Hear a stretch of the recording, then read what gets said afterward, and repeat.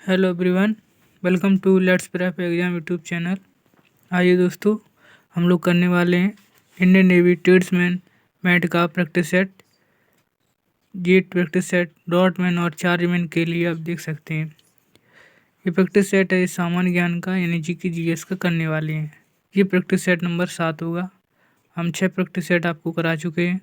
अगर आप लोगों ने नहीं देखे हैं तो हमारी प्ले लिस्ट है, आप लोग लिख लीजिए जाकर। ये प्रश्नों को हम करवाएंगे, प्रीवियस ईयर पर आधारित होंगे। आप लोगों का टारगेट होगा 25/25 सही करने का। चलिए, अगर आप लोगों ने चैनल को सब्सक्राइब नहीं किया तो आप लोग चैनल को सब्सक्राइब कर लीजिए और बेल आइकन को ऑन कर लीजिए। चलिए, आज के स्टार्ट करते हैं प्रश्नों को। देखिए, पहला प्रश्न है आज का, निम्नलिखित में से कौन सा सत्यमेव जयते का स्रोत है? वो कौन सा वेद है जिससे सत्यमेव जयते का स्रोत मिलता है? ए ऑप्शन है यजुर्वेद, ऋग्वेद, मुंडका उपनिषद, इनमें से कोई नहीं। बताओ, इसका उत्तर बताओ। सत्यमेव जयते का स्रोत यजुर्वेद से मिलता है, ऋग्वेद से मिलता है, मुंडका उपनिषद से मिलता है। बताओ यहाँ पर कौन सा ऑप्शन यहाँ सही है? तो देखो, इसका जो सही उत्तर है वो होगा यहाँ पर सी ऑप्शन, मुंडका उपनिषद। ठीक है, चलो अगला क्वेश्चन है, संविधान की प्रारूप समिति के अध्यक्ष कौन थे? Arun Asif Ali, doctor Rajendra Prasad, Nehru ji, BR Ambedkar. इसका उत्तर बताओ। जो प्रारूप समिति थी संविधान की, इसके अध्यक्ष कौन थे? इसका उत्तर बताना है आपको। अरुण आसिफ अली, डॉक्टर राजेंद्र प्रसाद, अरुण, नेहरू जी और BR अम्बेडकर। इसका जो सही ऑप्शन है वो होगा यहाँ पर डी ऑप्शन, BR अम्बेडकर। वो यहाँ पर होंगे प्रारूप समिति के अध्यक्ष। ठीक है, चलो अगला प्रश्न देखिए, प्रश्न नंबर है 3, संविधान सभा में भारतीय संविधान कब पारित किया गया था? वो भारतीय संविधान था, ये कब पारित किया गया था? 26 जनवरी 1950, 26 नवंबर 1950, 14 अगस्त 1947 और यहाँ पर डी ऑप्शन है 26 नवंबर 1949। बताओ, जो भारतीय संविधान है ये कब पारित किया गया था? इसका उत्तर बताना है आपको। तो देखो, इसका जो सही ऑप्शन है वो होगा डी ऑप्शन, 26 नवंबर 1949 को भारत का भारतीय संविधान है ये पारित कर दिया गया था। ठीक है, चलो अगला क्वेश्चन देखो, प्रश्न नंबर 4, कल्याणकारी राज्य की अवधारणा संविधान के किस भाग में है? कल्याणकारी राज्य की अवधारणा संविधान के किस भाग में है? प्रस्तावना, मौलिक अधिकार, नीति निर्देशक, ये सभी। इसका उत्तर बताओ, कौन सा यहाँ ऑप्शन सही होगा? तो इसका देखिए, इसका जो सही ऑप्शन है वो होगा सी ऑप्शन, नीति निर्देशक तत्व। यहाँ पर सही ऑप्शन होगा, जो कल्याणकारी राज्य और अवधारणा संविधान के नीति निर्देशक तत्वों से मिलता है। ठीक है, चलिए अगला क्वेश्चन देखिए, क्वेश्चन नंबर है 5, किस मौर्य शासक ने सिंहासन त्याग कर जैन धर्म को अपना लिया था? वो कौन सा शासक था, मौर्य शासक था, जिसने सिंहासन को त्याग कर जैन धर्म को अपना लिया था? बिंदुसार, अशोक, चंद्रगुप्त मौर्य, बृहद्रथ। बताओ, इसका ऑप्शन कौन सा सही है? इसका ऑप्शन यहाँ पर होगा सी ऑप्शन, चंद्रगुप्त मौर्य। चंद्रगुप्त मौर्य हैं जो सिंहासन को त्याग कर कौन से धर्म को अपना लेते हैं? जैन धर्म को। ठीक है, चलो अगला क्वेश्चन देखो, प्रश्न नंबर है 6, मौर्य वंश का अंतिम शासक कौन था? अशोक, बिंदुसार, बृहद्रथ, पुष्यमित्र। कौन होगा मौर्य वंश का अंतिम शासक? 4 ऑप्शन है, आप लोग इसका उत्तर बताओ कौन सा यहाँ ऑप्शन सही होगा। तो यहाँ पर सही ऑप्शन होगा यहाँ पर सी ऑप्शन, बृहद्रथ। बृहद्रथ होगा ये मौर्य वंश का अंतिम शासक। ठीक है, चलो अगला क्वेश्चन देखिए, क्वेश्चन नंबर 7। मौर्य काल का स्तंभ मौर्य काल का स्तंभ शीर्ष, जिसे सिंह शीर्ष कहा जाता है, ये कहाँ स्थित है? जो सिंह शीर्ष है ये कहाँ स्थित है? पटना, उज्जैन, प्रयागराज, सारनाथ। ये कहाँ स्थित है? मौर्य काल का स्तंभ शीर्ष, जिसे सिंह शीर्ष कहा जाता है, ये कहाँ स्थित है? देखिए 7 नंबर का क्वेश्चन है, ये इसका ऑप्शन होगा डी ऑप्शन सही है, सारनाथ में। सारनाथ में ये स्थित है, सिंह शीर्ष जिसे कहते हैं। चलिए 8 नंबर प्रश्न को देखो, मौर्य वंश का संस्थापक कौन था? चंद्रगुप्त द्वितीय, चंद्रगुप्त मौर्य, चंद्रगुप्त, विष्णुगुप्त, अशोक। चंद्रगुप्त द्वितीय, चंद्रगुप्त मौर्य, विष्णुगुप्त, अशोक।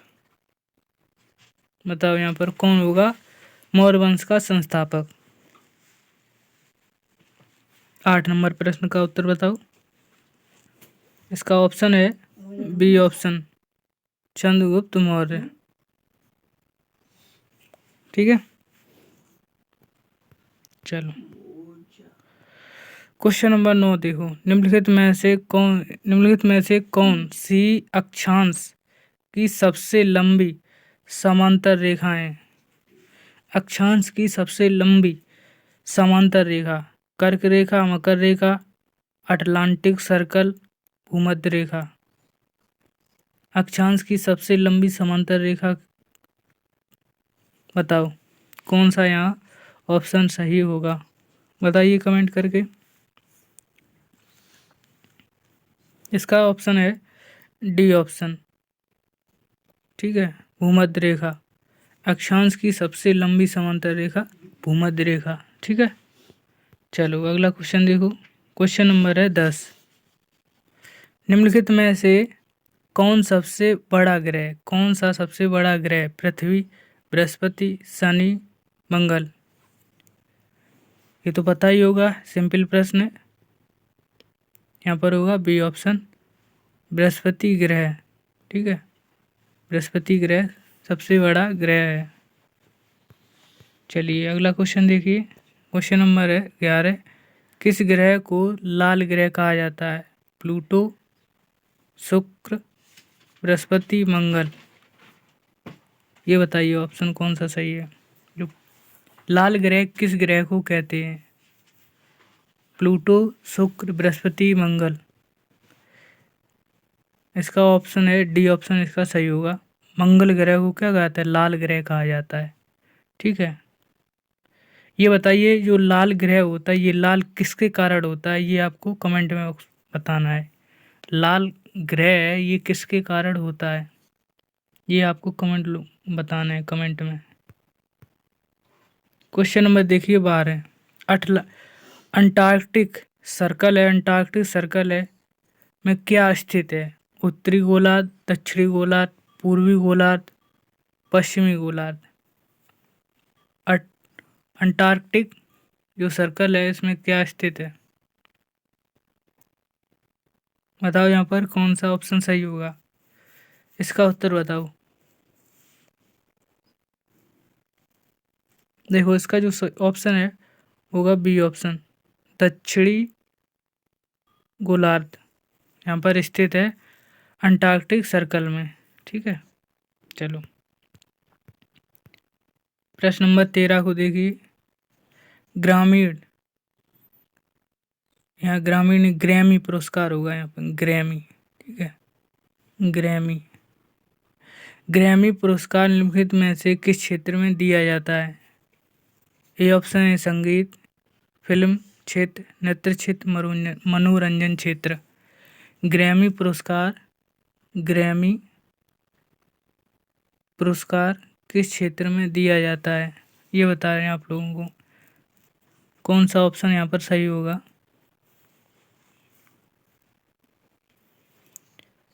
यहाँ ऑप्शन है ए ऑप्शन सही है, संगीत क्षेत्र में। किसमें? संगीत क्षेत्र में ग्रैमी पुरस्कार को दिया जाता है।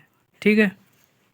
तरह प्रश्न है, युद्ध काल के समय सर्वोच्च वीरता का पुरस्कार कौन सा है?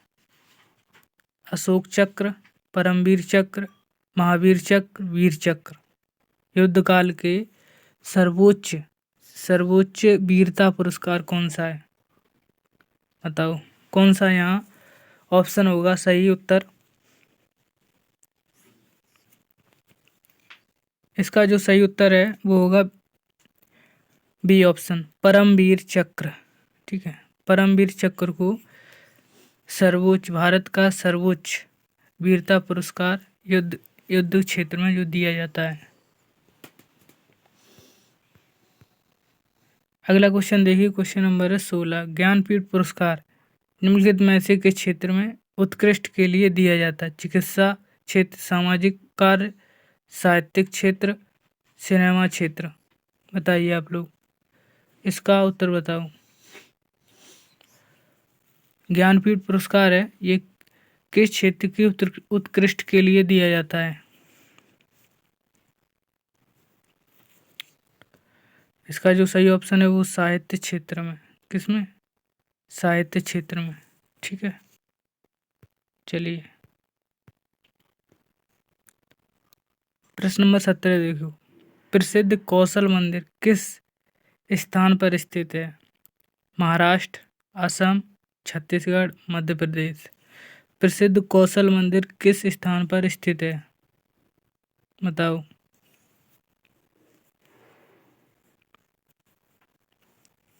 इसका सही ऑप्शन है ए, महाराष्ट्र में। कहाँ? महाराष्ट्र में स्थित है कौशल मंदिर, ये कहाँ है? महाराष्ट्र में। प्रश्न नंबर देखो 18, सूर्य मंदिर जो कि उड़ीसा में है, ये किस स्थान पर है ये बताना है। भुवनेश्वर, संबलपुर, कोणार्क, बलांगीर। सिंपल प्रश्न है, ये अधिकतर एग्जाम में पूछा जाता है। तो यहाँ पर कौन सा ऑप्शन सही होगा? सी ऑप्शन, कोणार्क में। ठीक है, उड़ीसा के कोणार्क में सूर्य मंदिर स्थित है। चलिए प्रश्न नंबर देखिए 19, किस कला भारतीय महाद्वीप के मिथिला क्षेत्र में प्रचलित है? ये ऑप्शन है मधुबनी, पट्टुमित्र, कालीघाट, टिकुली। बताओ ऑप्शन कौन सा यहाँ पर सही होगा? इसका ऑप्शन बताइए कौन सा सही है। मधुबनी, पिट्टूचित्र है, कालीघाट और टिकुली। यहाँ पर ऑप्शन कौन सा सही होगा? तो देखो, जो मधुबनी कला है ये भारतीय महाद्वीप के मिथिला क्षेत्र में प्रचलित है। मधुबनी कला ये भारतीय मिथिला क्षेत्र है, इसमें ये प्रसिद्ध है। प्रश्न नंबर देखिए 20, उदयगिरी और खंडगिरी की गुफाएं कहाँ स्थित हैं? कर्नाटक, उड़ीसा, महाराष्ट्र, बिहार। उदयगिरी, खंडगिरी की गुफाएं ये कहाँ स्थित हैं? बताओ यहाँ पर कौन सा ऑप्शन है वो सही होगा? इसका जो सही ऑप्शन है वो होगा बी ऑप्शन। कहाँ? उड़ीसा में स्थित हैं। कहाँ पर? उड़ीसा में उदयगिरी और खंडगिरी की गुफाएं। चलिए क्वेश्चन नंबर देखिए 21, देश की कुल आय को उसकी कुल जनसंख्या से भाग देने पर क्या कहा जाता है? देश की कुल आय को और कुल जनसंख्या को उसके भाग से भाग दे दें तो उसे क्या कहते हैं? पूंजीगत आय, राष्ट्रीय आय, प्रति व्यक्ति आय, सकल घरेलू उत्पाद। सकल घरेलू उत्पाद, यहाँ कौन सा ऑप्शन है वो सही होगा, बताओ आप लोग। तो देखो इसका ऑप्शन होगा वो यहाँ पर सी ऑप्शन सही होगा, प्रति व्यक्ति आय। देश की इनकम, ठीक है, देश की इनकम और कुल जनसंख्या यानी कि टोटल पॉपुलेशन से हम भाग देते हैं तो क्या प्रति व्यक्ति आय निकल के आती है, ठीक है। चलिए अगला क्वेश्चन देखिए, क्वेश्चन नंबर है 22। कौन सा क्षेत्र भारतीय अर्थव्यवस्था का रीढ़ की हड्डी है? वो कौन सा क्षेत्र है जो भारतीय अर्थव्यवस्था की रीढ़ की हड्डी है? कृषि क्षेत्र, सेवा क्षेत्र, पर्यटन क्षेत्र, वित्तीय क्षेत्र। इसका उत्तर बताओ कौन सा यहाँ पर ऑप्शन होगा वो सही होगा। 22 नंबर प्रश्न है, इसका उत्तर बताइए। अर्थव्यवस्था की रीढ़ की हड्डी किसे कहा जाता है? अब आप लोग जानते हैं यहाँ पर कृषि क्षेत्र, ठीक है, कृषि क्षेत्र यहाँ पर सही उत्तर होगा, ठीक है। चलिए क्वेश्चन नंबर 23 को देखिए। दूसरी पंचवर्षीय योजना किस मॉडल पर आधारित है? ए ऑप्शन है Solow model, Domar model, Robinson model, Mahalanobis model. बताओ यहाँ पर कौन से मॉडल पर दूसरी पंचवर्षीय योजना है वो यहाँ पर आधारित होने वाली है? तो देखो इसका जो सही ऑप्शन होगा वो होगा डी ऑप्शन, महालैनोबिस मॉडल है जिस पर ये दूसरी पंचवर्षीय योजना आधारित होगी। यहाँ पर डी ऑप्शन सही होगा, ठीक है। चलिए प्रश्न नंबर 24 को देखिए। भारत में मौद्रिक नीति किसके द्वारा कार्यान्वित की जाती है? आरबीआई द्वारा, केंद्र सरकार, सेबी द्वारा, आईआरडीए द्वारा। बताओ जो मौद्रिक नीति है इस किसके द्वारा कार्यान्वित की जाती है? बताओ ऑप्शन कौन सा सही है। तो मौद्रिक नीति है वो करी जाती है आरबीआई द्वारा, ठीक है। यहाँ पर ए ऑप्शन सही है। चलिए आप देखिए वीडियो का अंतिम प्रश्न देखिए, 25 नंबर प्रश्न है। मंदी होगा यहाँ पर, मंदी को परिभाषित किया जा सकता है आर्थिक गतिविधियों में गिरावट, आर्थिक गतिविधियों में वृद्धि, अर्थव्यवस्था में अपरिवर्तन की स्थिति, अर्थव्यवस्था में अपरिवर्तन की स्थिति, इनमें से कोई नहीं। जो मंदी है इसको कैसे परिभाषित करते हैं ये ऑप्शन बताइए कौन सा सही होगा। तो यहाँ पर सही ऑप्शन है ए नंबर। जो आर्थिक गतिविधि है इसमें क्या होती है? गिरावट, इसको हम मंदी कहते हैं, ठीक है। चलिए ये 25 प्रश्न थे, आप लोग कमेंट करके बताओ आपने कितने प्रश्न किए, ठीक है। इस तरह आप लोग डेली प्रैक्टिस करते होंगे। तो आप लोगों ने अगर चैनल को सब्सक्राइब नहीं किया है तो आप लोग चैनल को सब्सक्राइब कर लीजिए और बेल आइकन को ऑन कर लीजिए, ठीक है। थैंक यू दोस्तों, मिलेंगे आपको नेक्स्ट वीडियो में, तब तक के लिए जय हिंद, धन्यवाद।